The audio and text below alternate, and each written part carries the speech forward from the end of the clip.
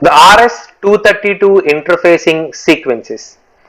So the RS recommended standard 232 has emerged in the 1960 as a common interface standard for the data communication equipment. So generally a standard is needed to ensure a reliable communication and also to enable the equipments which are produced by the different manufacturers to interoperate with each other. Now this standard specified the signal voltages, signal timing, function of each circuit for this interface and the protocol for exchange of information. So this standard also provided the specifications for physical connectors. So what is RS-232? This RS-232 defines the connection between the data terminal equipment, which is nothing but the computer, and the data circuit terminating equipment, C, which is nothing but modem. So connection between these two will be done with the help of RS-232. The original RS-232 standard specifies 25 pin connections, but those pins were not used in practice. So a 9 pin connection was implemented on the most computers. So this is RS-232 interface which uses 25 pin connections, and this is RS-232 interface which uses 9 pin connections from DTE to DCE. So DTE is nothing but computer and DCE is nothing but a modem. So if you see here, the RS-232 allows the data rates up to 20 kbps over the cable of up to 15 meters. So now we will see here how this RS-232 cable is connected between the computer, which is data terminal equipment, and the modem, the data communication equipment.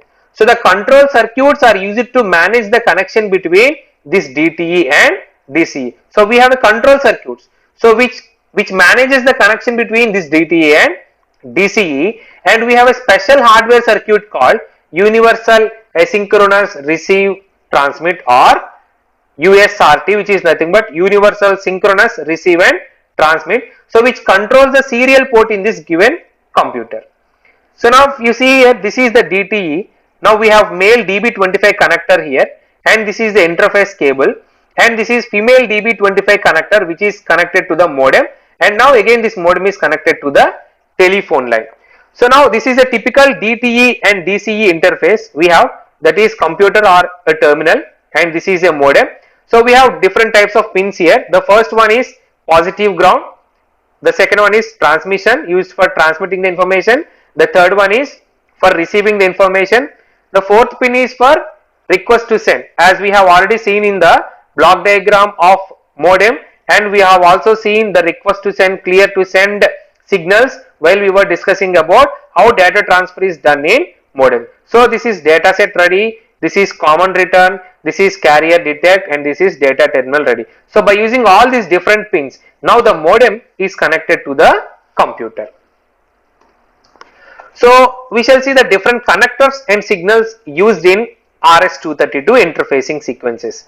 So the RS-232 devices can be either DTE or DCE, which is nothing but computer or modem devices. So computer terminals are usually equipped with male connectors, as we saw here. Modems are equipped with female connectors.